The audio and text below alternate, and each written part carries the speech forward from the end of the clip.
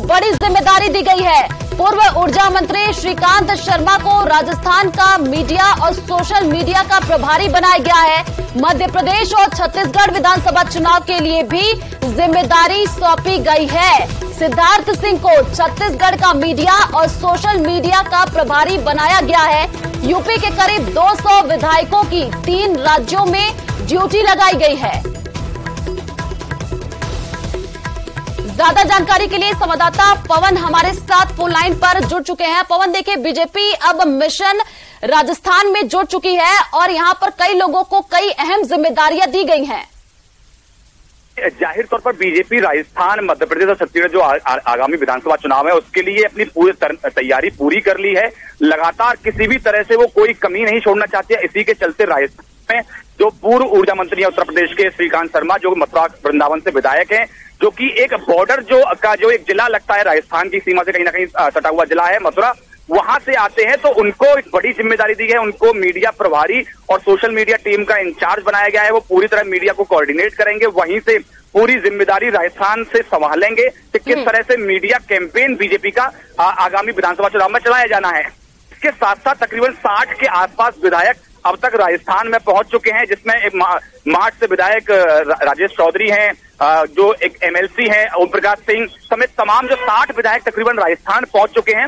ऐसे में बीजेपी जो है जो करीबी राज्य जो हैं, जो चाहे वो उत्तर प्रदेश की बात करें या अन्य जो राज्य हैं उनकी बात करें, वहां जो करीब के राज्य हैं राजस्थान के, उनसे तमाम विधायकों की ड्यूटी लगा रही है, जिससे कहीं ना कहीं वो अपने जो स्थानीय स्तर के लोगों से मुलाकात करके बातचीत करके पार्टी के पक्ष में माहौल बना सकें।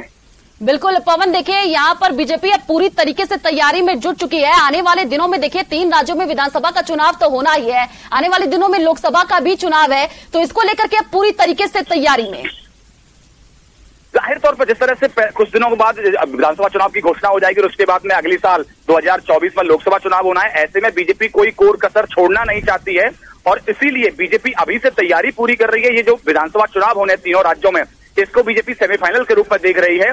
तो ऐसे में अपनी सारी तैयारी, पूरी जो मशीनरी है पार्टी की, उसको झोंक देना चाहती है, किसी भी तरह से कोई कोर कसर बाकी ना रहे, उसके लिए अपनी तैयारी पूरी कर रही है। उसी के चलते जो पड़ोसी राज्य हैं उनके विधायकों की ड्यूटी लगाई गई है।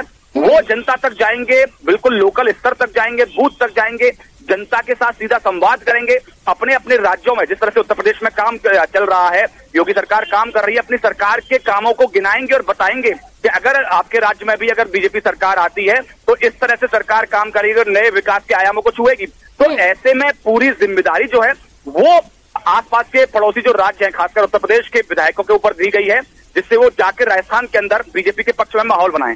बिल्कुल पवन, देखिए, यूपी के 3 विधायकों को ये बड़ी जिम्मेदारी दी गई है, जो कि अलग अलग राज्यों में जाएंगे और जो काम अभी बीजेपी के द्वारा किए गए हैं उनको गिनाएंगे।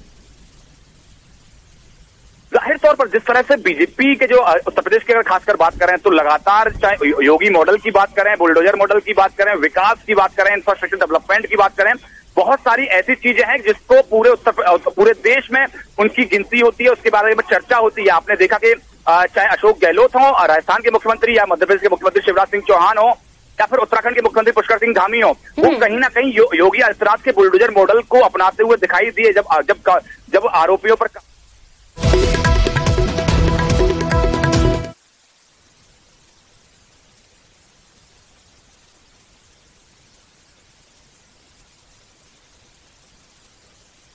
अनुराग ठाकुर क्या कुछ कह रहे हैं वो आपको सुनाते हैं।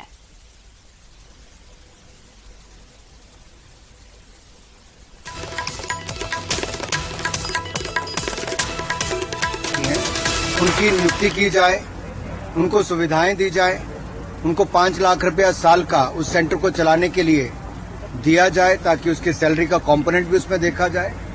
1000 खेलो इंडिया सेंटर पूरे देश भर में खोलने की न केवल सोच बल्कि उसको पूरा करने का कार्य है।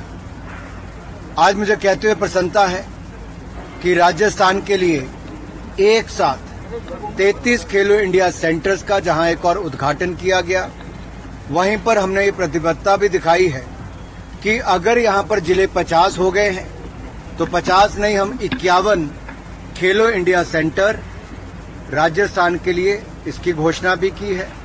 और नेशनल सेंटर ऑफ एक्सीलेंस जैसा माननीय सतीश पुनिया जी ने, कृष्णा जी ने और भाई अशोक जी ने निवेदन भी किया था और इनका आग्रह था कि यहाँ के खिलाड़ियों को सुविधाएं मिले। और हमें भी लगता है कि राजस्थान खेलों की दृष्टि से और आगे बढ़े तो नेशनल सेंटर ऑफ एक्सीलेंस का निर्माण भी राजस्थान में किया जाएगा। ठाकुर साहब, चंद्रयान 3 की आज लैंडिंग होने वाली है, एक ऐतिहासिक पल होगा। सभी लोग कामना कर रहे हैं कि सफलता के पायदान। देखिए, जैसे 140 करोड़ भारतीय अपनी शुभकामनाएं चंद्रयान 3 के लिए दे रहे हैं, उनमें एक मैं भी हूं। जैसा मेरे मीडिया के मित्र दे रहे हैं, कोई सोशल मीडिया पर अपना कमेंट दे रहा है, कोई अपनी शुभकामनाएं दे रहा है। मैं इतना ही कहूंगा मित्रों, स्पेस सेक्टर में भारत ने एक लंबी छलांग लगाई है और हम सब लोग उस पल का इंतजार कर रहे हैं जब चंद्रयान 3 सफल हो। ये भारत को दुनिया के गिने चुने 3-4 देशों में खड़ा कर देगा जिन्होंने स्पेस के क्षेत्र में एक बहुत बड़ा योगदान दिया है।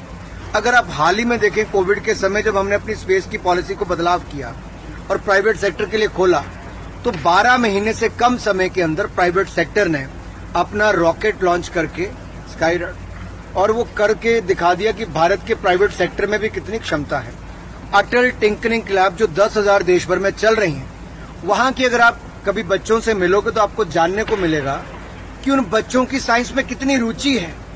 इसीलिए साइंस के भी अलग अलग ऐसी सेंटर्स अटल टिंकरिंग लैब के अलावा भारत सरकार ने देश भर में खोले हैं, जहां पर बच्चों को और विज्ञान के बारे में जानकारी मिल सके। और साइंस कांग्रेस भी हम पूरे देश भर में साल भर में करवाते हैं ताकि उसके साइंस की जानकारी मिले।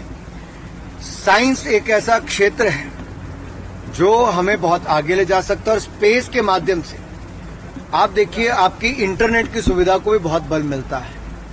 आपको मौसम के रिलेटेड जानकारियां वहां से मिलती हैं।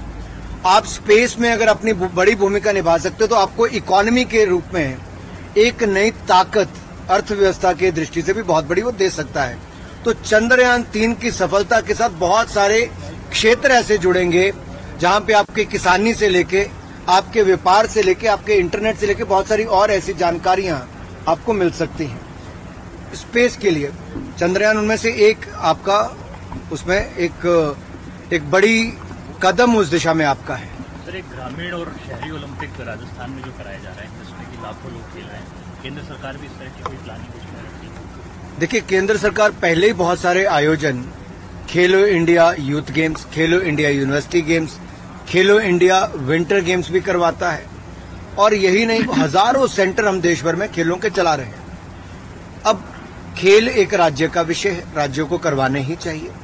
प्रधानमंत्री मोदी जी ने पहले कहा था कि हम एमपीज भी सब अपने क्षेत्रों में खेलो इंडिया से जुड़े हुए ऐसे कार्यक्रम करवाएं। तो बहुत सारे सांसदों ने खेल महाकुंभ, खेल महोत्सव इस तरह से कार्यक्रम करवाए। अब जब प्रधानमंत्री मोदी जी गुजरात में थे तो वहां पे खेल महाकुंभ करवाते थे। बहुत साल पहले की बात है, 15 साल पहले, वहां पे लाखों लोग खेलते थे। अब राजस्थान में भी उस दिशा में शुरुआत की, अच्छी शुरुआत है। मैं इसलिए कहता हूं कि हमारी राजनीति नहीं है खेलों में कहीं पे भी। जो भी राज्य करे, बढ़ चढ़कर करे और अच्छा करे, इससे खिलाड़ियों को और राज्य को ही लाभ मिलता है। तो जहां एक और राजस्थान को मेरी शुभकामनाएं, वहीं पर मैं बाकी राज्यों से जो कर रहे हैं अभी और उसको बड़ा करें।